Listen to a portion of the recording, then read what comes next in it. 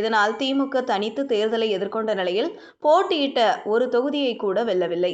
இது காங்கிரஸ் இல்லாததால் ஏற்பட்ட பின்னடைவை எடுத்து காட்டுகிறது. இதனையடுத்து 2016 சட்டமன்ற தேர்தலின் போது இந்த கூட்டணியானது மீண்டும் தொடங்கியது. தற்போது வரை இந்த கூட்டணி போட்டியிட்ட அனைத்து தேர்தல்களிலும் வெற்றியை பெற்றுள்ளது. 2026 சட்டமன்ற தேர்தலுக்கான தொகுதி பங்கீடு மற்றும் ஆட்சி பகிர்வு தொடர்பாக ஒரு சில கருத்து வேறுபாடுகள் காங்கிரஸ், திமுக இடையே அவ்வப்போது எழுந்து வருகிறது. எனவே 2026ஆம் ஆண்டு சட்டமன்ற தேர்தலில் திமுக கூட்டணியில் தொடரலாமா அல்லது நடிகர் விஜய் தலைமையிலான தாவேக கூட்டணியில் இணையலாமா என காங்கிரஸ் நிர்வாகிகள் மத்தியில் ரகசிய ஆலோசனையானது நடைபெற்று வருகிறது. இந்த பரபரப்பான சூழ்நிலையில் திமுக எம்பி திருச்சி சிவா பேசிய ஒரு கருத்து கூட்டணிக்குள் பிளவை ஏற்படுத்த வழிவகுத்துள்ளது.